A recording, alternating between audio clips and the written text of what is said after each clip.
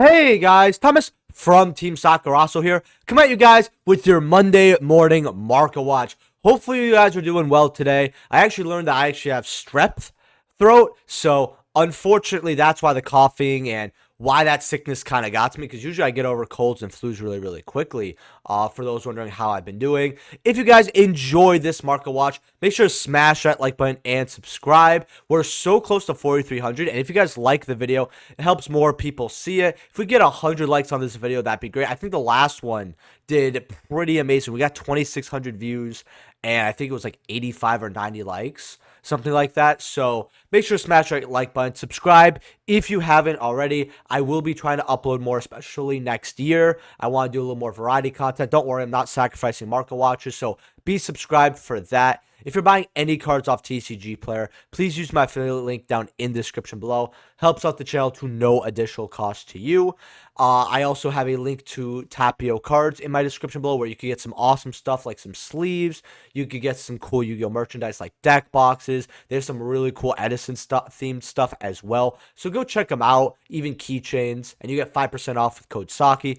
Thank you all my YouTube channel members. Let me know what I'm going over in the comment section the next Yu-Gi-Oh market watch. Thank you to those who gave me suggestions here, and we're just going to get right into it. So, TEARLAMENT had 7 limits, right? Because I'm going to count the Ishizu cards, right? And then 3 of their own and a ban of Kit Kalos, yet somehow they are not only meta relevant, but looking like a solid pick this year, because we just have a lot of generic mill cards. You're going to see an interesting one bought out in a second. So Planet got bought out. Now, I told people that this is the one card that you want to look at, Power of the Elements, since they put the TCG exclusive Garura in the tins. Basically, they're 40 here, but going up to $50 for your Polinos. So, yeah, these are going to go back up to the $78 mark. I told people 1820s is where you want to get them. I ended up getting rid of my set. I've said this when they were 40, but yeah, 50 onwards to $60, because you have to remember, to get these, people need 3, and they're going to want to crack open Power of the Elements, a set that for the most part isn't the best to be cracking open right now. Granted, you got, because of some cards getting reprinted, granted, you got Kurakara here actually at 40. That's actually really good. Then 40 to 50 here. In fact, what are first ed Kurakaras here? $43. So you have two $40-something secret rares. You have, and let's see, the unlimited booster boxes are 52, with the first ed booster boxes being 52. Okay. You have the Sprite Blue here, which is about $20, right? 25. Okay, that's really weird. Okay, so Power of the Elements is having a little bit of value now, actually. That's what happens when they miss sets. 20 on the Slayer. The OG Garuras are still worth something. Gigantic Sprite at $9 is pretty nuts here. You got the Hero card at 5. You got Starter at probably some cash as well, like $5 here. But yeah, you got value in Power of the Elements here. This card's probably going to spike one more time in its lifetime. So yeah, you got some value in Power of the Elements. Hell Shaddoll Hollow. Now, I talked about this card being a mill card. Once in a blue moon here, I talked about it actually when Ghost of the Past came out, to get these at like 50 cents here. And it looks like its time has come, because if this card is sent to graveyard by a card effect, you could send cards from the top of your graveyard equal to the number of different original attributes among the monsters on the field. So usually you're getting anywhere from worst case scenario 2 to about 3, maybe 4 mills off this. Like, it is a very specific card, to be honest with you here, but people are playing this in TEARLAMENT, and this card is spiking. 14 listings for near mints. You've got 9 copies here for about $3, right? Then you got 4s, then you're going up for 5s here, going all the way up to 6. I actually talked about this card as well at around a quarter, and they're about $1-ish here. For Shaddoll Genius, but this card's kind of better in the Shaddoll package, whilst this card it's interesting to say the least. But yeah, TEARLAMENT are playing this card, so if you have your Ghost of the Past bulk, I would definitely go through it, because you probably have 2 or 3 copies, maybe even more, of this $4 to $5 card lying around. You don't want to miss that value. Bean Solder, all right. He eaten beans. This card's bought out with 15 listings. You want your heavily eaten copy, $10. Mob plays are 12, 18 for light plays, and then 21 for your near mints. I mean, I will say this. Memes sell, all right? Memes always sell for Yu-Gi-Oh! That is like the one market watch advice I don't think I've talked about too much about yet, is that if players see something and it's a meme, they are going to buy it, and they would rather get memes than spend on meta cards that they want. It's really funny to say, honestly, but it is what it is. Like, literally, to give you guys another example, Hungry Burger over here. Now, people are gonna say, "Oh, but you could play one copy of the Nouvelle deck." That's what if with all these people play Nouvelle, the Nouvelle prices aren't up. But to see our Hungry Burger is gonna be worth money, bro. 32 to 35 to $38, and if Wild Survivors was still as poppin' of a set it was, or Nouvelle was doing a little bit more, I can assure you this card would have been $40-something. I said that this is the next $20-something CR, 25, and even though it's 30 to 35, still somewhat close to that in the grand scheme of things for a CR. People are picking this up for a meme, and this card went to 40s, 50s. People were buying this all the time at 40s, 50s, 30s, 60s. Like, the card sells, all right, and I have to admit it does look pretty nice. I do like how, I hope Konami understands that when they experiment with a meme card like this, the community does like it, right? It looks really cool to just have a set on your front page, and it does sell over here. Although if they took out the tomato, your boy would like it even more. But yeah, meme cards just sell. You gotta be aware of it. TEARLAMENT KASHTIRA, and I talked about this card saying, hey, if you want this card, you're gonna have to bite the bullet at $10, right? Hey, I told people getting these at 5 to 6 is not bad, especially 3, 4. Well, now they're $20 to $24. If you got this while I told you, or you bet the bullet while you did, congrats, you made some money. Photon Rhino Hearts are 9s as well. Wow. I mean, Photon Hypernova not getting a reprint is gonna hurt, but man, people still want to play cash. 75 for your Starlight Rare Ripperonis here. Thrust is about $88. I checked earlier. 80 for carry here. Planets are somehow on the rise at 28. People still know that the deck is playable, and they don't want to give the deck up. I'm not shocked. Welcome's about 20. Wow. This set is hot right now.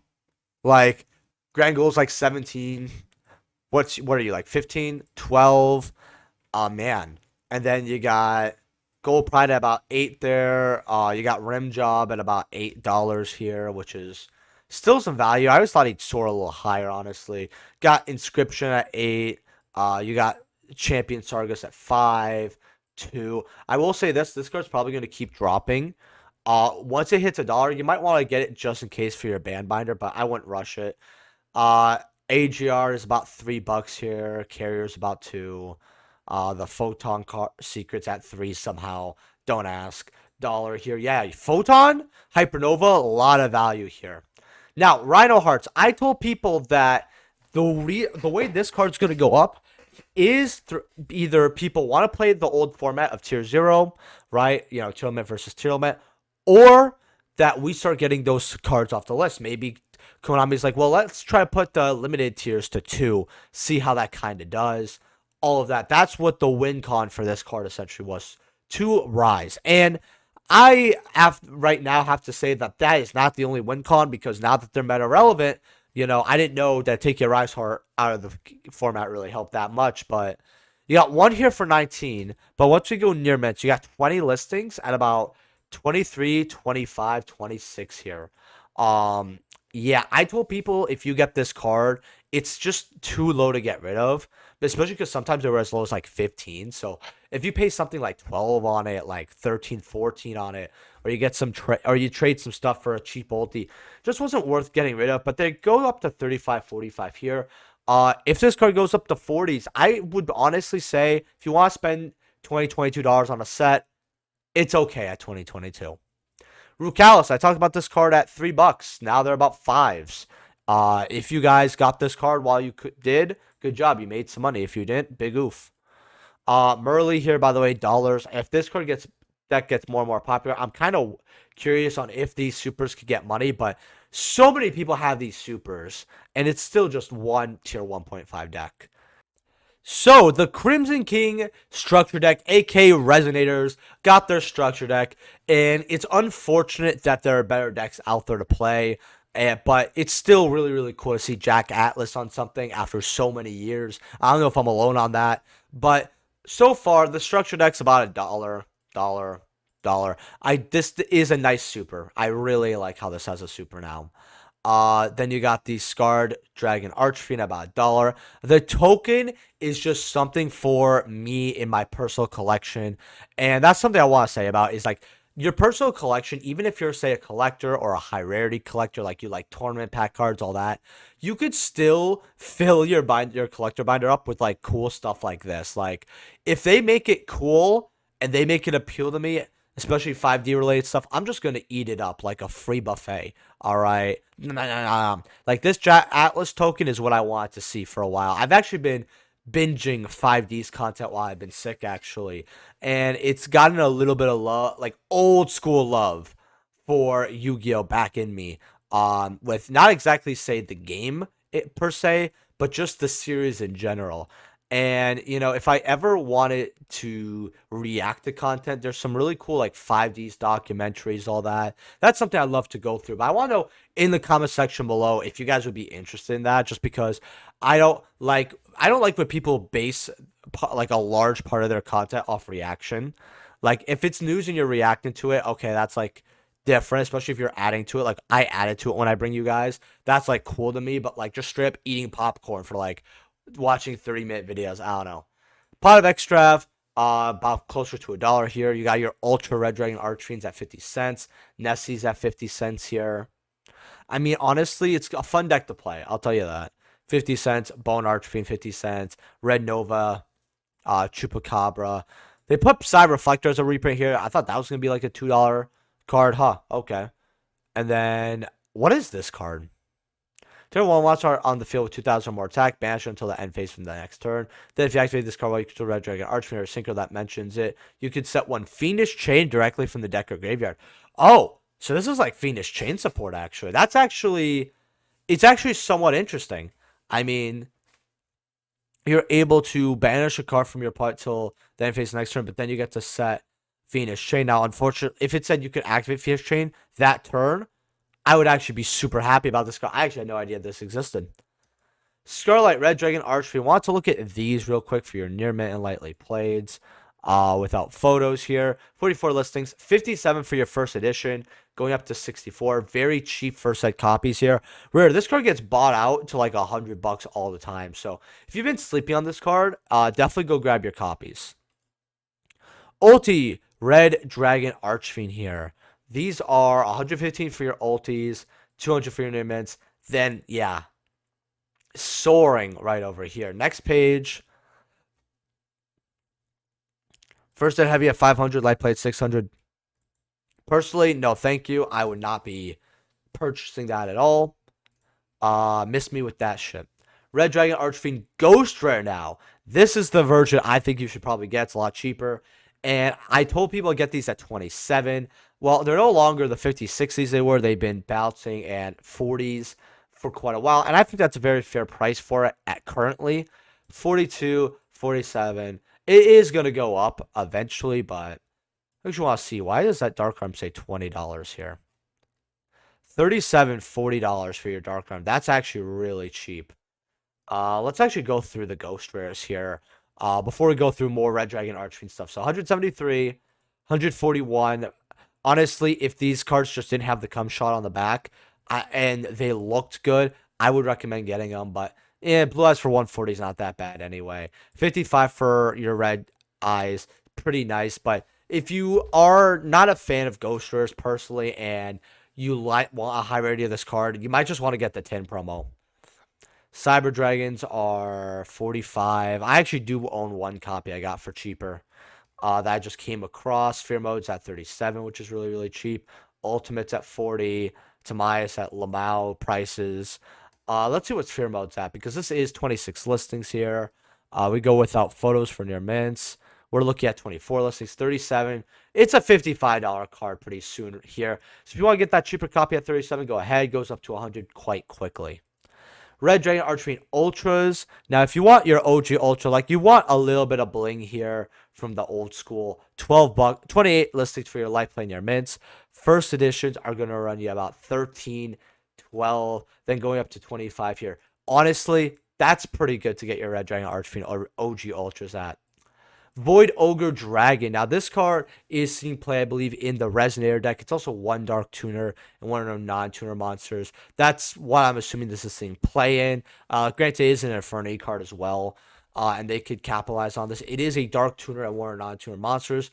You basically get a Speller Trap, Negate, and Destroy when you have no cards in your hand, right? So, not exactly generic, but nothing too hard to make here. Well, right now, these are $11, going up to $16, $18. I actually have quite a few of these just because you guys have to remember that this was a Tim Pro back in 2012, and this was floating around for a while. And I always liked it because it looked really cool, and it was a bulk card. So your boy is going to enjoy going bulk diving quite soon here for your Void Ogres.